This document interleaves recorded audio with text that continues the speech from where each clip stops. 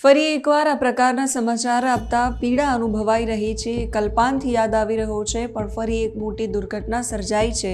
Helicopter crash થવાના સમાચાર સામે આવ્યા છે. કેદારનાથમાં હેલિકોપ્ટર ક્રેશ થયું છે ગૌરીકુંડમાં, અને નાનકડા બાળક સહિત 7 લોકોનું મૃત્યુ થયું છે એવા સમાચાર સામે આવ્યા છે.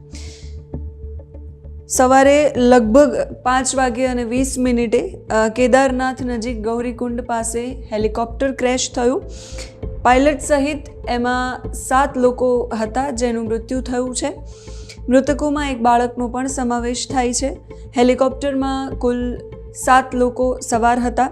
આ હેલિકોપ્ટર કેદારનાથ મંદિરથી ગૌરીકુંડ જઈને યાત્રાળુઓને લઈ ગયું હતું, અને શરૂઆતની જે પ્રાથમિક માહિતી મળી રહી છે એ પ્રમાણે આજે દુર્ઘટના સર્જાઈ છે એ વાતાવરણમાં આવેલી ખરાબીને કારણે સર્જાઈ હોવાની માહિતી છે. આ હેલિકોપ્ટર આર્યન એવિએશન કંપનીનું છે. ઉત્તરાખંડ નાગરિક ઉડ્ડયન વિકાસ સત્તા મંડળ અનુસાર હેલિકોપ્ટરમાં સવાર મુસાફરો ઉત્તરાખંડ, ઉત્તર પ્રદેશ, મહારાષ્ટ્ર અને ગુજરાતના છે. કેદારનાથથી આ હેલિકોપ્ટર જઈ રહ્યું હતું અને અચાનક આ હેલિકોપ્ટર ક્રેશ થયું, જેના અંદર ઉત્તરાખંડ, ઉત્તર પ્રદેશ અને ગુજરાતના યાત્રીઓ હતા.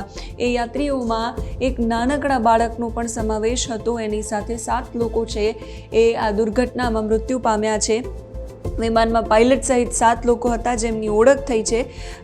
રાજવીર નામના પાયલટ એમાં હતા, વિક્રમ રાવત, વિનોદ એમાં હતા, ત્રિષ્ટિ સિંહ હતા, રાજકુમાર હતા એમાં, શ્રદ્ધા અને રાશિ, જેમની ઉંમર 10 વર્ષની છે, એ રાશિનું પણ મૃત્યુ થયું છે.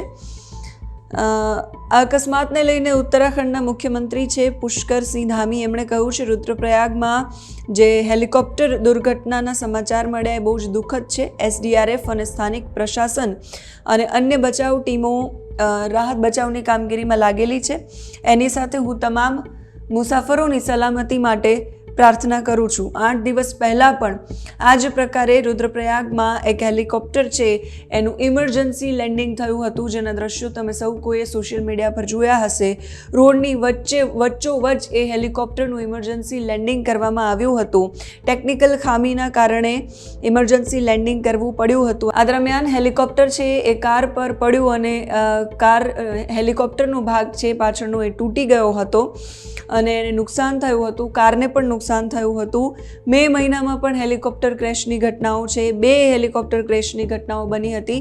ઉત્તરકાશીમાં પણ હેલિકોપ્ટર ક્રેશ થયું હતું મે મહિનામાં, જ્યારે 6 લોકોના મૃત્યુ થયા હતા. અને 17 મે કેદારનાથમાં જ એર એમ્બ્યુલન્સની દુર્ઘટના બની હતી. 17 મેના દિવસે ઉત્તરાખંડના કેદારનાથમાં એક એર એમ્બ્યુલન્સ હેલિકોપ્ટર ક્રેશ થયું હતું, જેમાં 3 લોકો હતા, એક પાયલટ, એક ડૉક્ટર અને એક નર્સ, પણ એ ત્રણેયનો સુરક્ષિત બચાવ થયો હતો. એટલે હેલિકોપ્ટર ક્રેશની કે વિમાન ક્રેશની ઘટનાઓ છે એ એમાં જે વધારો થઈ રહ્યો છે, ચિંતાજનક રીતે વધારો થઈ રહ્યો છે. ફરી એકવાર આ હેલિકોપ્ટર ક્રેશ થયું છે, જેમાં નાનકડા બાળક અને પાયલટ સહિત 7 લોકોનું મૃત્યુ થયું છે. देखिए, आज एक बहुत ही सुबह ही एक दुखद सूचना प्राप्त हुई है. केदारनाथ जी से आर्यन कंपनी का जो हमारी हेली ऑपरेटर हैं, उनका एक हेलीकॉप्टर सुबह 5-5:15 बजे के आसपास केदारनाथ से टेक ऑफ किया था और जिसको गुप्तकाशी जाना था. लेकिन वह हेलीकॉप्टर रास्ते में दुर्घटनाग्रस्त हो गया और यह दुर्घटना गौरीकुंड के पास एक बुग्याल है, वहाँ पर यह गिरा है. यह स्थान करीब 7 किलोमीटर ट्रैकिंग रूट है और वहाँ पर NDRF और SDRF की टीम को रवाना किया गया है. अभी थोड़ी देर में वो पहुँच भी जाएगी. वहाँ के जो स्थानीय लोगों थे, उन्होंने जो सूचना दी उसके हिसाब से उसमें किसी के भी बचने की संभावना नहीं है. इस हेलीकॉप्टर में पायलट समेत 6 लोग थे. 4 वयस्क थे, एक बच्चा था, एक पायलट थे मिस्टर चौहान, और एक BKTC का एक कर्मचारी भी था जो उससे जा रहा था. तो फिलहाल की जो प्राथमिक जानकारी है उसके हिसाब से उसमें किसी के भी बचने की संभावना नहीं है.